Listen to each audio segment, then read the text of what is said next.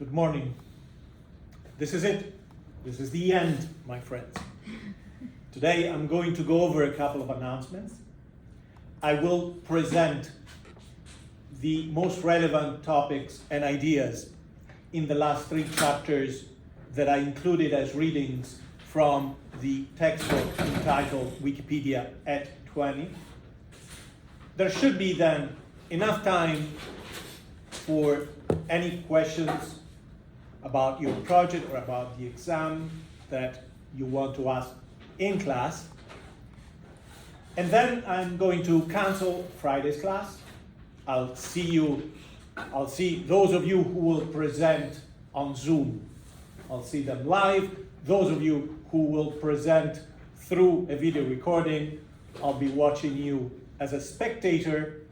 And then, of course, we'll gather one more time here on the 16th, on Monday at 8:30 for the final exam. Okay, so let me switch to the announcement page. As promised, I've made temporarily all the videos for my classes, including this one, my classes of this semester, public and searchable through my Wikipedia, through my YouTube channel, which is simply Andrea Fedi SBU. And you can click on this link, and that way, when you go to videos, let's go through the motions. When you find my heavily subscribed channel, hugely popular, actually only had one public video before this moment. When you go to videos, you will find all the videos for both classes, and you can use CCS 395. All of the video for this class are marked that way, and any keyword in the summaries that will help you find relevant information, because of course every video in here has a brief description with the list of topics or the readings that were reviewed during that video. So in preparation for your final exam, if you feel like you want to review the lectures where I talked about Wikipedia and the French Encyclopedia of the 18th century, you can quickly find it from here. Probably it'll be easier than going through the list of links in the pages of the lectures from the official website. You can just click the search button, proceed from there, find the videos you want to review, find the segments in those videos that are relevant to you, and use them to replace or supplement your notes for any particular topic. After the end of the semester, I'll make those videos unlisted again, but right now this is the most direct way to access that material.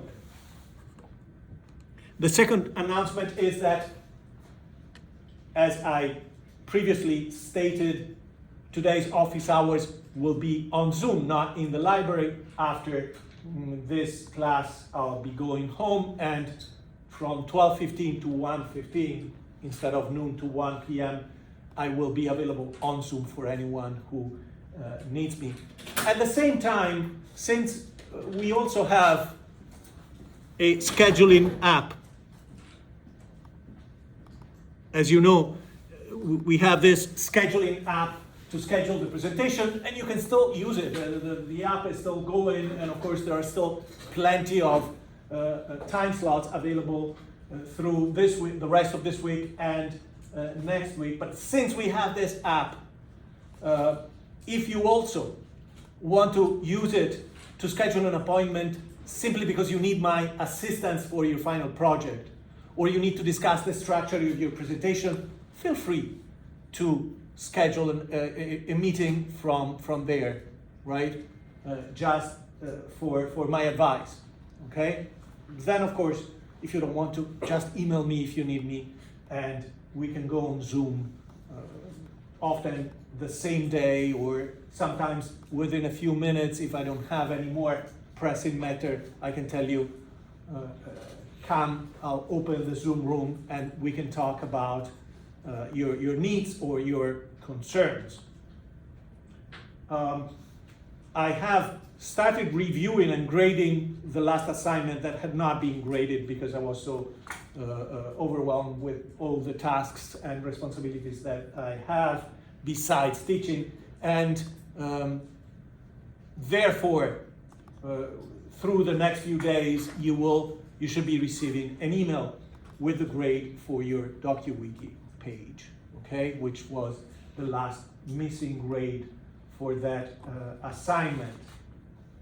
Of course, you know that the final project is due on Monday. By the end of the day, you should share the link to your final project, and I will confirm that I have received the message where you shared the link directly or indirectly.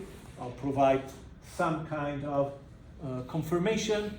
If you need an extension, a short extension, let me know about it. And as I said, after I present the topics from these chapters, I will ask you if you have now any questions about the project, and perhaps I'll add a recommendation, because from the few encounters that I had during the last few days with students who needed help or wanted my feedback on a draft of their project, I spotted one pattern, one common issue that I want you to avoid before you complete the project and you submit it.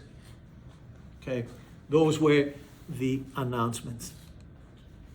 The notes that I'm using now were simply added to the same set of notes I've been using for the past 2 weeks. This page, this sub-page called Wikipedia at 20, it includes the links to the PDFs and quotes or a few notes to summarize the ideas in those chapters. But as I said, the chapters themselves are not so difficult to read and understand in their entirety.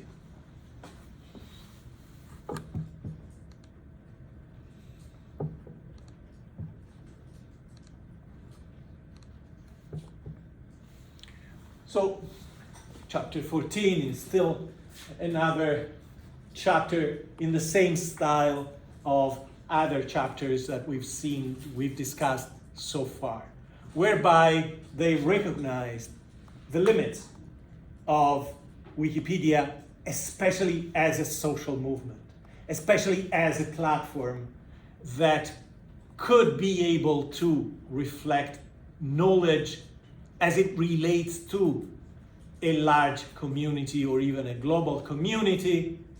However, by the end of the chapter, the criticism directed at Wikipedia or at parts of its history is balanced by a sense of hope or by considerations of a generic nature, such as, well, Wikipedia is not perfect, but certainly good enough, or good and better than what other big tech companies have been doing for us, for society in general, for the world.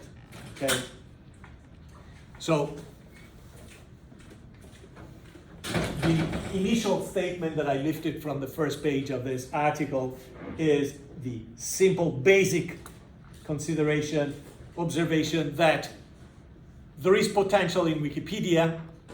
This potential is largely untapped because the majority of people who consult a Wikipedia page, even when they see an inaccuracy, a gap, a mistake or something that could be revised even in the style to add clarity, to make the content more convincing or better accessible, the majority of users don't intervene, don't open the page, don't get registered to change the page. And so the potential is untapped. However, how is Wikipedia defined in here? In this chapter, as well as the next one, well, the next two, we might say, The definition of Wikipedia is very much a social-political definition. It goes back to the idea, which was an idea of the founders as well, that Wikipedia is a movement.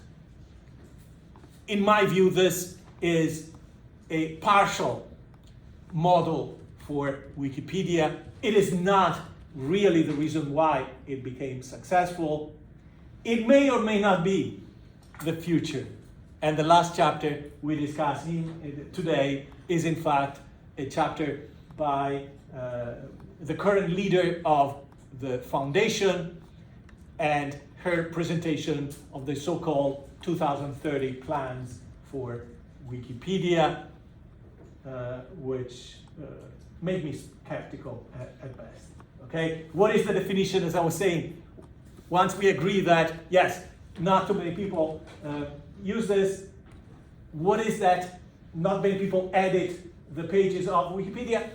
What is that we miss by this lack of representation, or by this imbalance between number of readers, number of editors? From the author's point of view, the goal of Wikipedia should be to represent the full scope of distributed global knowledge, where you have to unpack this definition, right? And if you go through the chapter, that's pretty clear, and it's not the only chapter that does that. Full scope of global knowledge means that the knowledge content stored on Wikipedia should be expanded to represent more cultures, more ethnic groups, and ultimately more individuals.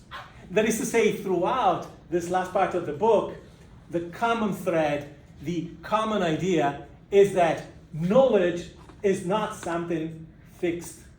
It's not a commodity. Knowledge is, in order to be universal, has to be personal.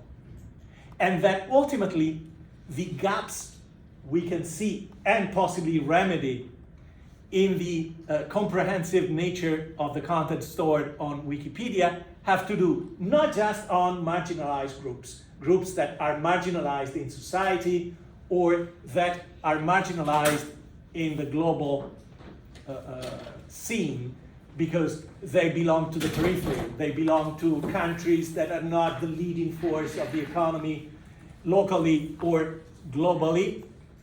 Ultimately, besides acknowledging those gaps, the idea that underlies the analysis and the proposals in these chapters is that each individual has a truth to bear.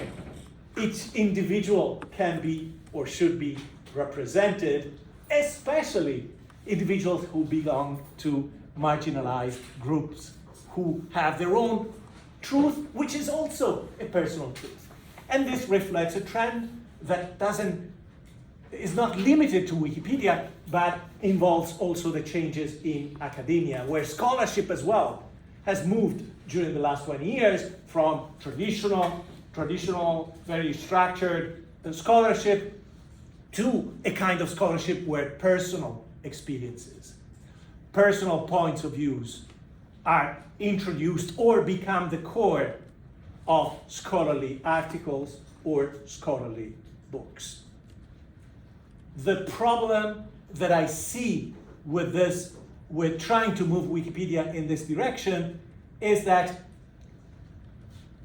another implied assumption is that Wikipedia can be universal or should be universal, that Wikipedia can be everything, from the digital version of a traditional encyclopedia to being this kind of universal repository of truths that go from the more abstract level of intellectual exploration to the more personal level of identitarian issues in small groups or single individuals. Is this really the path for Wikipedia? Is Wikipedia the right vessel, the right platform for this kind of movement? Or is what we see now essentially the last throes of Wikipedia, and anything that is new might come from other sources or might come from other revolutions, some adjustments in artificial intelligence. Because after all, if Wikipedia was successful as a new thing, because it made a lot of knowledge accessible, right? Because the sources referenced by Wikipedia could be accessed, can be accessed when Wikipedia was created or now. You just click on the link and you read the articles on which Wikipedia entries are based. The issue is that you don't possess the jargon, right? You may not have the ability to digest dozens of pages or several articles, and you find a clear, convincing, comprehensive enough summary of the information from those sources in Wikipedia. If this is what made Wikipedia successful, then think of a future where an alternative version of Google or some other search engine is able not only to direct your inquiries to those sources that you might find on Wikipedia, but also to offer you a dynamic summary of those sources. And there are several apps that do that with articles, with news articles and scholarly articles, right? That are able to compile a short, medium, or long summary of an article in a language that is accessible. At that point, do you really need Wikipedia? So, is Wikipedia a platform that has a future? How long is that future? It might just be 10 or 20 years of continued success, followed by natural decline, and simply expanding Wikipedia in terms of these truth gaps may not be sufficient, or simply trying to expand the community of Wikipedians may not be sufficient.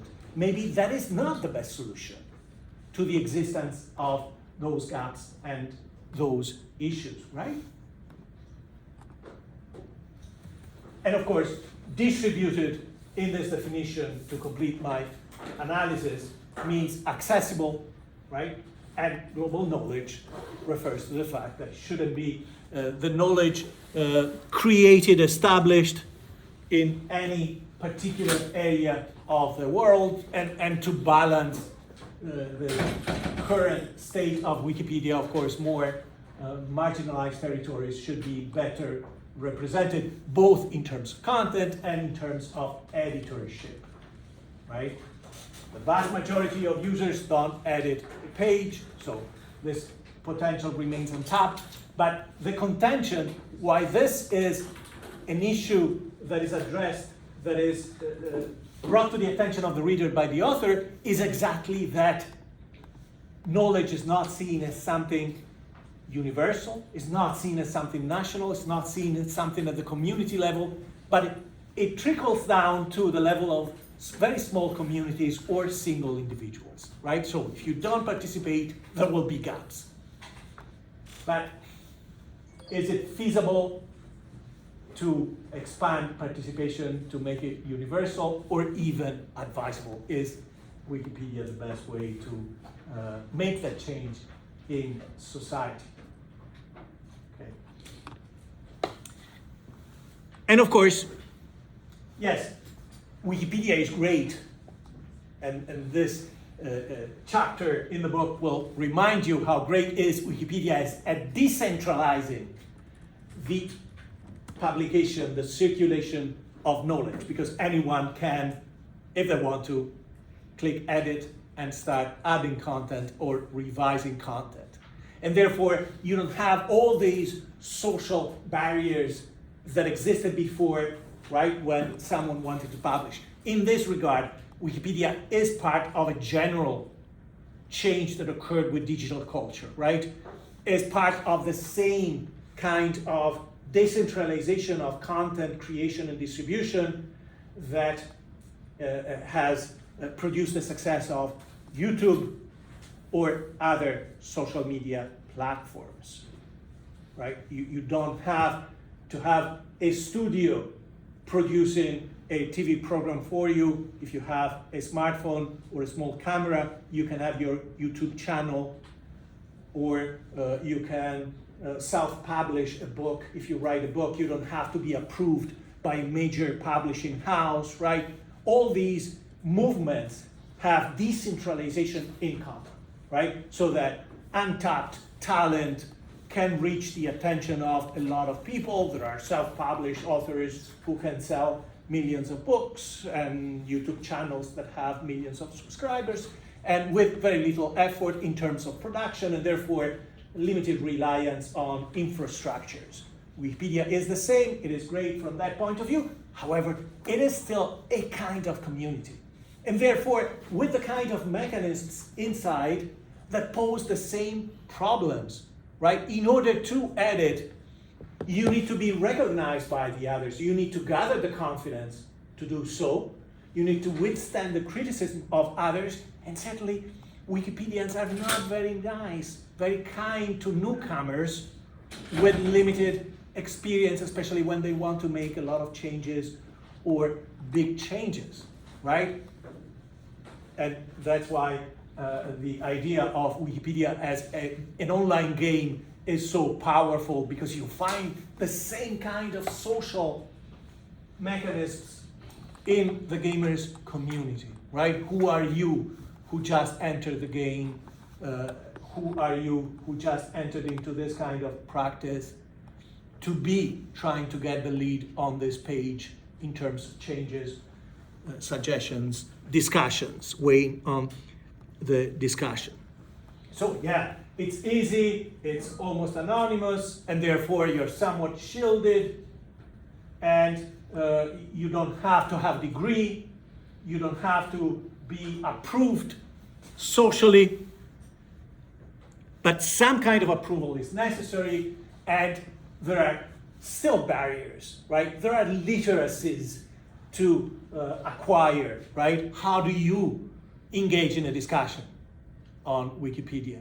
Or what is your knowledge of the policies? Because oftentimes someone will make a change without proper regard for policies related to neutrality, sourcing, etc. And even though the changes they made might be sensible, important, those changes might be rejected because they lack proper form. So one way or the other, there are gates, there are barriers, there are boundaries, even in this kind of digital community, as you've seen for any kind of communities.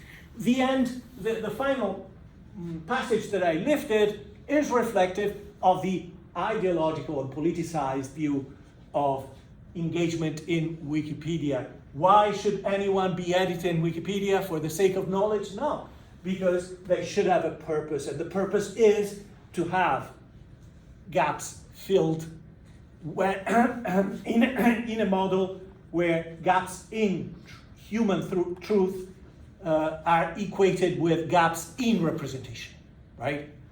Is knowledge by marginalized groups of individual represented in Wikipedia? If not, there is a social purpose to it, right? But again, is this political motive, this political motivation, really the driving force of Wikipedia in the past? Was it in the past? Is it now? Is it in the future? Not necessarily. I don't think so. The next chapter is, in my view, the most interesting of the three, because chapter 19 goes back to one issue that we discussed several times, which is to what extent Wikipedia is connected to the ideology, to the big ideas of the founders of the French encyclopedia of the 18th century, and the author finds a lot of points of contact. I didn't include this among the readings required for the final exam, only because there is one section in particular of a couple of pages where this is dealt with. You can easily find it yourself, and otherwise my introduction of that topic should be sufficient where to be, if you were to find a question on that in the final exam, but keep that in mind. So the author is saying Wikipedia is non-traditional, right? Because it's a free access, free edit platform, because it changes so quickly thanks to the digital nature of the platform. So it represents the best of the digital revolution, yet it is intellectually still rooted in the approach that was introduced during the Enlightenment. The idea that knowledge is tangible, right? It's a commodity, that is something that is finite at any point in time and therefore can be gathered, can be collected, can be organized. And again, the answer of the chapter, the position taken by the author of the chapter is that, yes, this is good, but clearly the idea of knowledge itself has changed, and therefore universal knowledge must be, the concept of universal knowledge must be widened to include more topics, more areas, more genres, whereas Wikipedia is still strongly connected to the printed world, right? Whatever is accessible in print is the sources of Wikipedia, right? And certainly to the exclusion of oral cultures, indigenous cultures, etc. Again, what you have to keep in mind is the question, is this the mission of Wikipedia? Not that the issue is not there, but is Wikipedia the answer to the problem of representation of oral cultures or indigenous cultures? I don't think so. It is still a product of the past, a product of the digital past, but not the answer, necessarily not the cutting-edge answer to that period. Also, you will see in the final chapter how corporate-like the program of Wikipedia 2030 is, how safe and conventional in many ways. The beginning, the introduction of that chapter has a few interesting paragraphs, including passages and summary of this article by Daniel Sullivan, What is an Encyclopedia? Going back to Pliny and a famous Roman intellectual up to Wikipedia. I was thinking that Pliny's uncle was the man who died during the eruption of the Vesuvius in Pompeii in 79 DC, because he was in charge of the Roman fleet that brought several ships to attempt a rescue of the citizens of Pompeii, and he got off the ship and walked up the mountain to observe the eruption nearby, and of course died. He had a slave accompanying him to dictate notes, so the slave died as well as a result of his curiosity. So the genre of encyclopedia evolved slowly and culminated in the French encyclopedia of the Enlightenment, based on some presuppositions that of course are dated by now, right?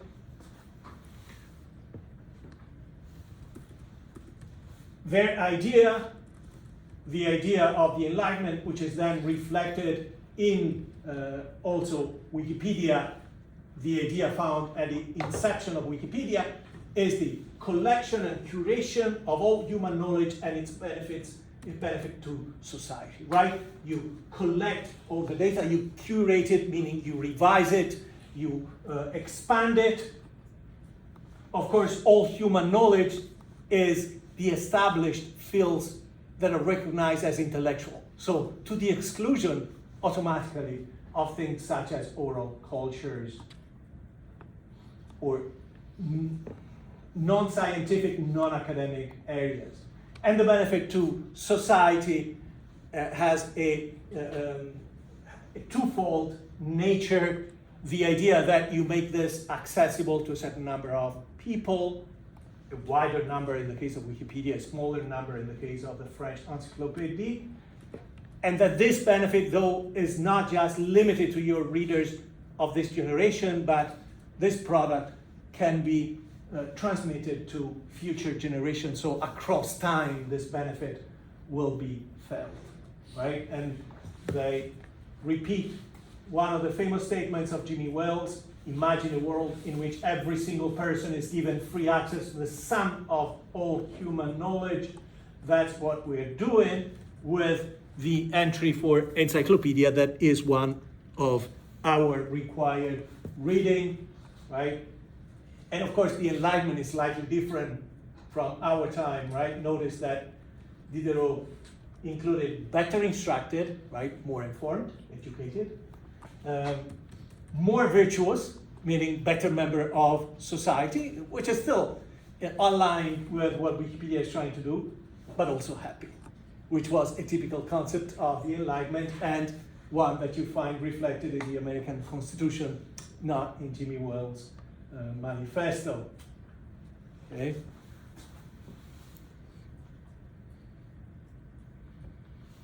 And then the limitation of this approach are expressed in the following chapters.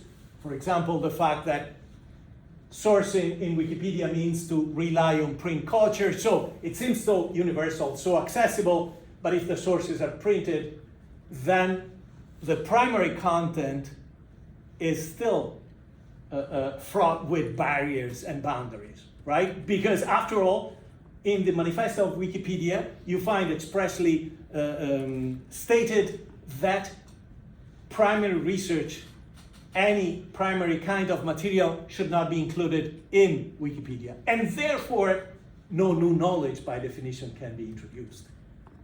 Unless you recognize that even oral cultures, fringe cultures can be included, alternative kind of sources can be included, but how? And then this brings in a whole slew of additional issues, right, in terms of structuring, incorporating, integrating those non-traditional sources.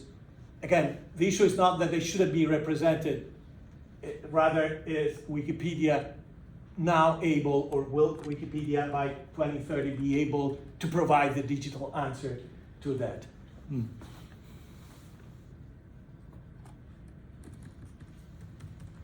Okay, and even the principles, verifiability, no original research, notability, create barriers, essentially, to this idea, newer idea of what it means, knowledge, of what knowledge means, or universal means, in terms of being universal, meaning socially comprehensive, inclusive, right, in modern time, as opposed to the elitist nature of culture at the time of the Enlightenment, right? A time where only a small percentage of the population was educated enough to participate in the social discourse or any kind of political activity, direct or indirect. And of course, he's talking about the bias, etc. You can read this by yourself. At the end, as usual, you have the hopeful part, the complementary, obligatory statements. Well, Wikipedia, for the above mentioned reasons, is not perfect. However, it's unfinished, therefore can change to a degree, right? And everything, take the history of any big tech company. When the risk was limited because the size of those companies was very small or medium, companies such as Microsoft or Apple or Google were able to innovate a lot. Once they established their dominance in their respective markets, once they grew in size to have budgets that are larger than the budget of many states in the globe, innovation stops, slows down, because they have too much to risk. They cannot bet on something radically different. So what is new that was done by Apple, Google, Microsoft in the past 10 years? Almost nothing, right? And you cannot expect this to change. And the same will happen to Wikipedia. And at some point, something radical, something more innovative will come from outside Wikipedia. It will not be Wikipedia itself, right? The dominance, no matter how big the dominance of its companies is, the companies will not be eternal, will not last forever, right? Okay, so the last chapter by the current leader of the foundation. And besides this, the link to the PDF, I've added a link to the set of documents that she's referring to. If you click on here, the Strategy Wikimedia Movement 2017 direction includes notes about the 2030 project and what the goals for Wikipedia are, right? The vision and the strategy. I'm afraid that my position is a bit critical. The language here is very conventional, very predictable, very corporate-like. This is the plan for a corporation. I don't find anything really promising in terms of innovation or radical expansion of Wikipedia, right? And after all, when was planning by committee responsible for big positive changes, right? And the problems in Apple, for example, started when Steve Jobs, the single individual responsible for the best innovations such as the iPhone, entered into conflict with the board of Apple to the point where they threw him out of the company, and then later on they begged him to come back. But as soon as you have a board, as soon as you have a committee, there goes your revolution, right? They just want to make marginal increases, right? Marginal gains, marginal savings. Okay, so in here you have some data, evidence of the success. What has Wikipedia accomplished? Every month, around 1 billion people spend 60,000 years reading Wikipedia. It makes me a bit sad to think of 60,000 years of reading. Okay, Wikipedia has transformed models, has been innovative in terms of a digital community, focusing on knowledge and creation. Again, was the focus knowledge, or was it really a social game? It was a social game. Same as your university experience is very much a social experience, more than just an intellectual experience, right? A series of social tests to see if you are good prospective employers of a larger community and organization, not whether you're competent, etc. That is secondary. Okay? And I like the reference. She makes a lot of references, but I like this reference to the fact that when it comes to machine learning, Wikipedia is being used to train artificial model. She uses this quasi-traditional definition of Wikipedia as a living compendium of our knowledge, living because it relies on a community that is a social community and that changes, right? So it's not a stale repository of documents. Their commitment, that is the repetition of Jimmy Wales' mission, right? Every single human being being able to freely share in the sum of all knowledge. But then here is the enterprise, the corporate language, the lingo of corporation that comes in to dampen the warmth of the previous statement. Wikimedia is the foundation, right?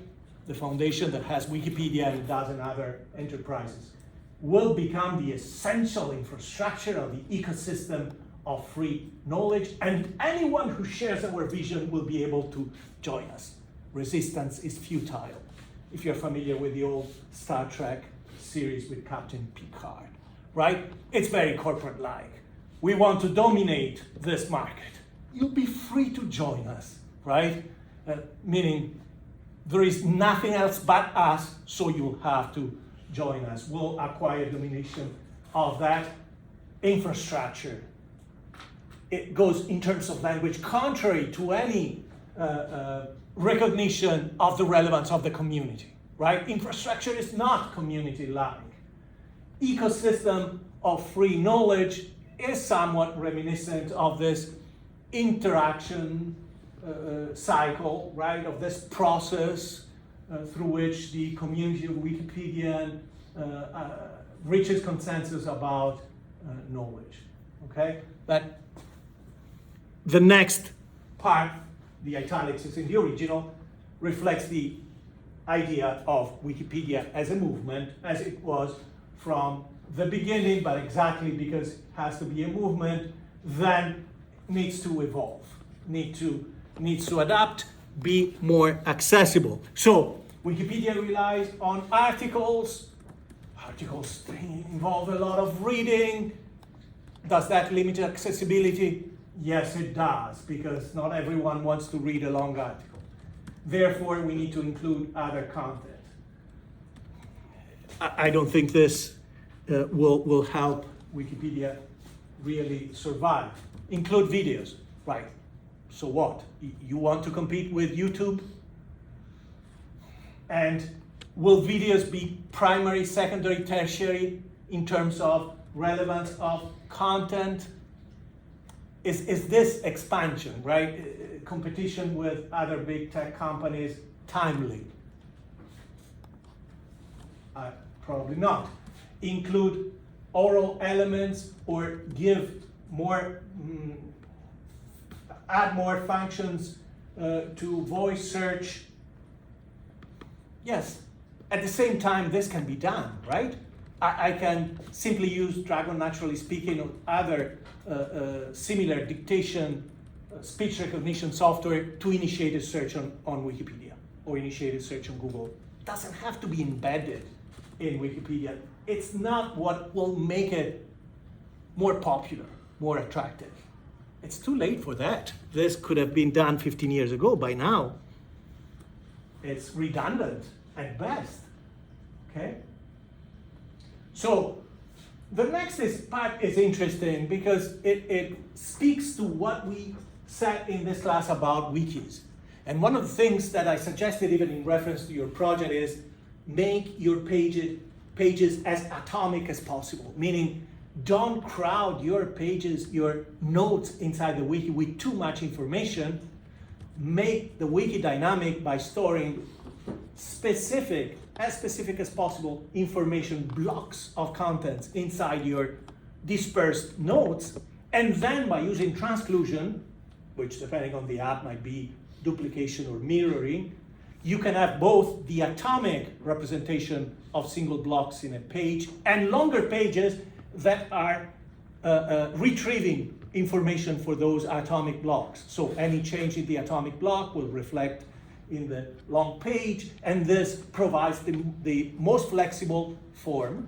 And this is essentially what she's saying. But these concepts were there 20 years ago, right? They've never enacted this because it wasn't a problem for the nerds who were producing entries, millions of entries in the 2000s. By now, it's kind of late to recover from that kind of position, but it's a laudable effort. Certainly shows an understanding of what a wiki is, an understanding which was there even in the past, but not in the culture of this platform. Okay, same thing to evolve citations, and here you can read through this chapter behind the lines of this paragraph. You can read the controversies about fake news, misinformation, disinformation, etc. Right? This attempt to use the sources to bring in some of the contrasts. However, in a kind of factual, objective way. They don't discuss that in reference to the content, but in reference to the sources.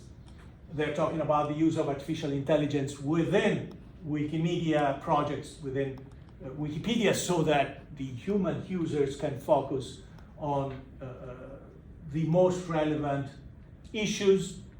Fine, but again, from a social standpoint, don't forget that the small changes, the small revisions and corrections by users were like the grinding of games, right?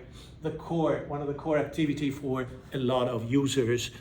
So if you remove that, then you become a more elitist community by definition. Of course, she has to acknowledge that the community and the platform are uneven in reference to content. There are gaps, there are areas of social culture that are not represented, and in reference to the connection between author and topic, right?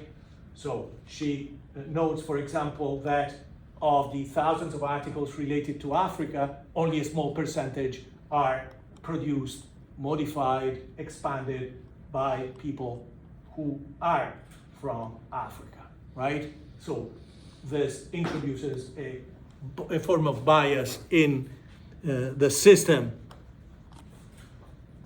The final chapter I included, not the final chapter in the article, is a summary of the plan. It's a bit cringy to me. We will be able to make this journey from the encyclopedia anyone can edit. I like that phrase, right? You can make a pitch to the essential infrastructure of free knowledge. Okay, that will convince a board, not millions of users, right? That's where the pitch dies. And that's where it would die with Steve Jobs if he were alive, or with Bill Gates 30 years ago, not Bill Gates of now.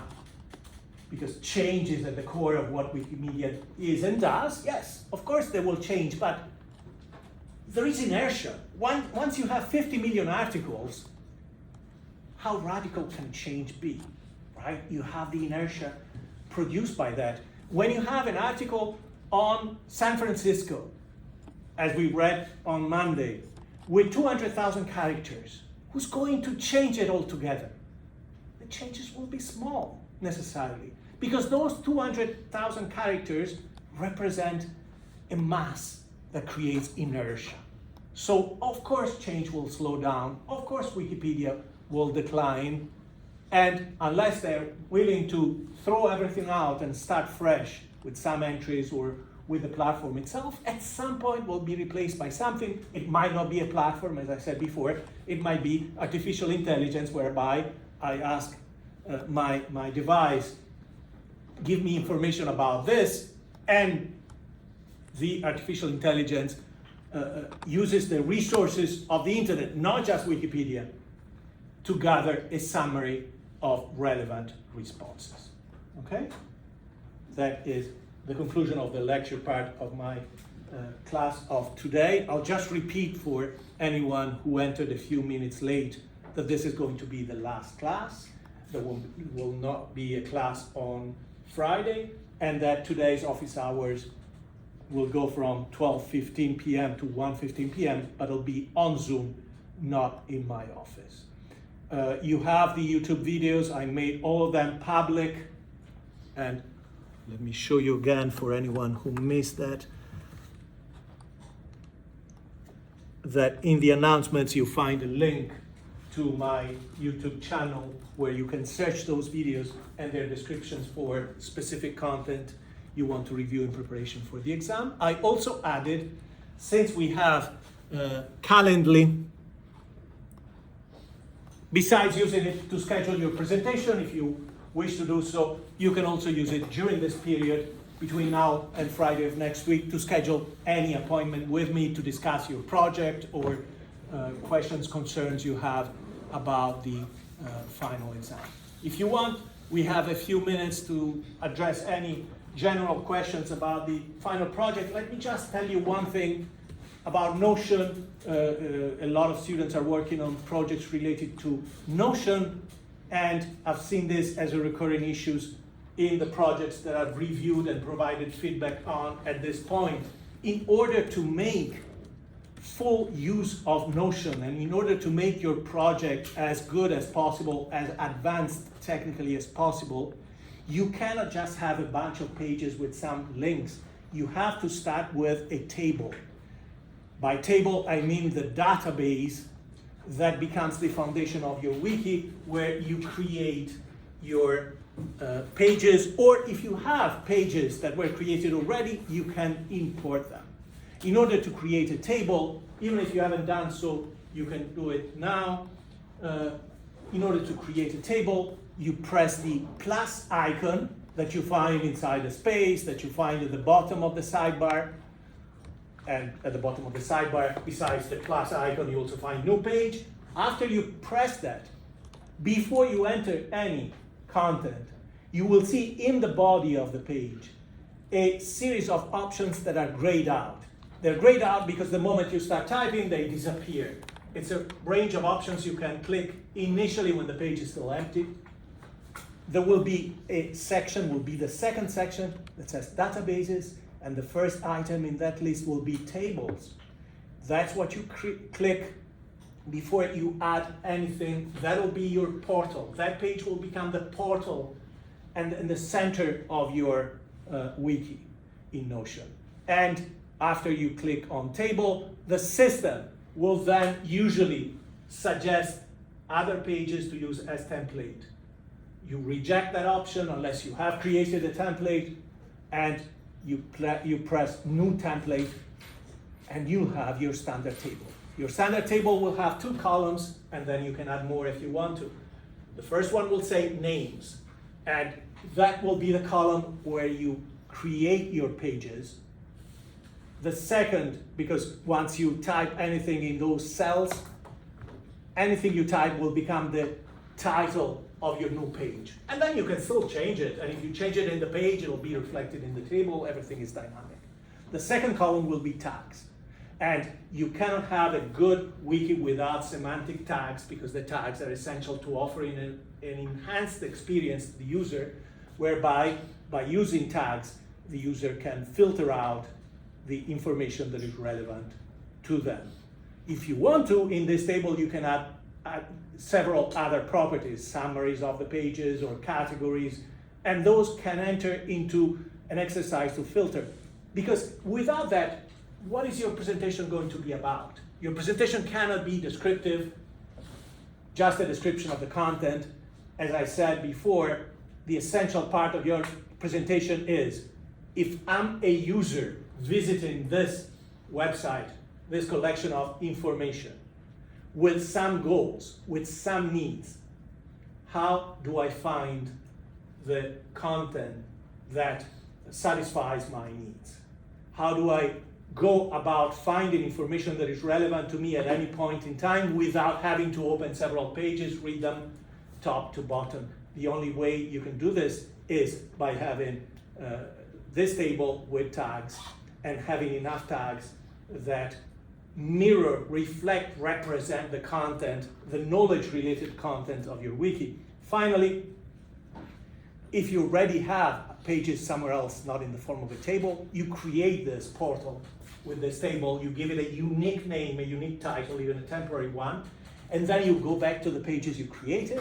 For each page, when you open the page, you have the 3 dots in the top right corner. You click in that menu. At the very end, you have move. You click move, and then you start typing the name of the unique page with the table, your portal. After autocomplete identifies that as a destination, you confirm, and the pages will be moved to that table. At that point, from the table or from each page, you'll be able to add the tags. Alexa. So could you please give like a brief outline of what how we should present the presentation? Yes, of course. The introduction should be descriptive, right? You start by talking about the content that you have stored. What is the kind of knowledge that you have stored there, right? And then you present the design of the project, right?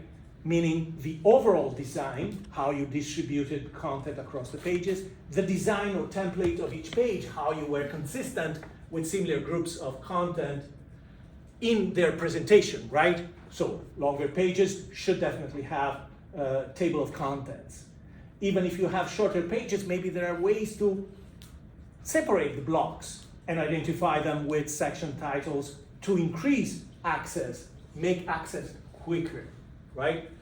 How did you use the style, the formatting to enhance readability? Meaning, have you highlighted or formatted in bold with colors, keywords, key phrases, so that I can scan the page without having to read everything because I'm looking for something specific as a user that is not a random dude drop in on your website, but rather something with a mission. Finally, as I said before, the core of your presentation in terms of how convincing your project is if my user with limited knowledge of this material is looking for this kind of information, how can they find it quickly by relying on filtering, by relying on tags or links, rather than having to use the search button or having to open a variety of pages, reading them top to bottom. This would be typical. If you have time, at the end, you can reserve a minute or two with and spend those with your reflections, your personal reflections and reactions to the app itself. What you found that was exciting, interesting, valuable about the app and its features, what you found that was missing that you would have liked to be different in terms of additional features or in terms of the interface, the functionality, the way you produce dynamic relations, introduce dynamic relations inside the content of a project with Notion, okay?